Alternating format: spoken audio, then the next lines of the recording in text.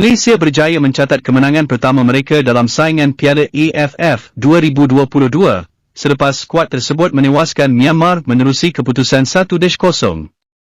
Dalam aksi yang berlangsung di Stadium Tuna, Yangon, skuad kebangsaan terpaksa berhempas pulas sepanjang perlawanan selepas tuan rumah jelas memberi tentangan sangat hebat di segenap posisi. Jaringan tunggal Malaysia itu telah diledak oleh Faisal Halim pada separuh masa kedua, selepas beliau menerima umpanan cantik daripada Safawi Rashid, dan keputusan kekal sehingga whistle penamat dibunyikan. Lebih manis, aksi penjaga gol negara iaitu Ahmad Shihan Hazmi berjaya menjadi wira buat negara, selepas ketangkasan beliau berjaya menyelamatkan Malaysia daripada sekadar terikat seri di gelanggang lawan. Sebaik sahaja whistle permulaan aksi dibunyikan oleh pengadil, kedua pasukan bermain dengan agak berhati-hati menerusi corak permainan yang sedikit perlahan.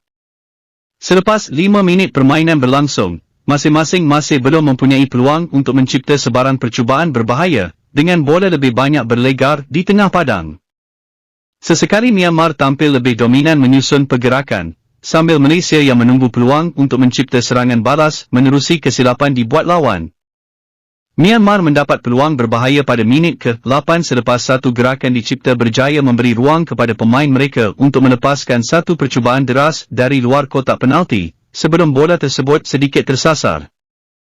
Selang beberapa minit kemudian, giliran Malaysia pula mendapat peluang menerusi situasi sepakan percuma, sebelum tandukan Darren Lock sedikit tersasar tinggi. Pasukan tuan rumah jelas lebih berbahaya ketika menyerang, selepas mereka mendapat 2 peluang berturut-turut untuk menjaringkan gol menerusi siri serangan berbahaya.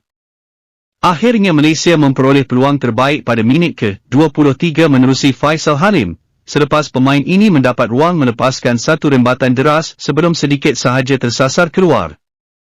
Bersambung di separuh masa kedua, Malaysia berjaya membuka jaringan pertama perlawanan menerusi Faisal Halim pada minit ke-52, selepas pemain lincah ini mudah melepasi 2 pertahanan lawan untuk meledak gol. Saat Malaysia dilihat yakin akan membawa pulang kemenangan mereka, kesilapan Syarul Nazim memberi peluang sepakan penalti buat pasukan lawan selepas ada kekasaran dibuat oleh pertahanan tersebut. Kelebihan tersebut gagal disempurnakan oleh Myanmar, selepas Shihan Hazmi cemerlang menepis sepakan penalti itu untuk sekadar memberi sepakan penjuru.